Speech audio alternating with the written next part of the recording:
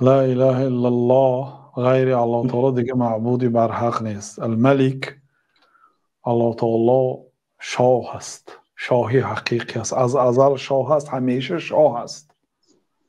الملک صاحب ملک و هم صاحب مال و هم صاحب ملک و هم قدرت و هم فرمان. ملک، شاهی حقیقی، جل جلاله و تقدست اسماءه. الملک الحق، حق است الله تعالی، باطل نیست. بعضی آدم ها باطل هستند، دعوت به باطل میکنند و اصلش باطل است.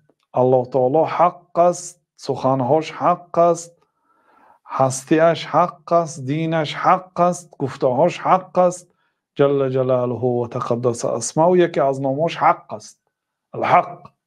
الله تعالی حق است، دیگه ماندگی همه چیز باطل است. الا کل شیء ما خلا الله باطل. پیامبر صلی الله علیه و سلم گفتند که اصدق ما قاله الشاعر کلمة لبید. راستترین سخنی که شاعرها گفته است سخن لبید است. لبید گفته است که الا کل شیء ما خلا الله باطل. آگاه باشید هر چیز غیر الله تعالی باطل است، بیهوده است. الله تعالی باطل، ضدش این حق است، ضدش این حق است.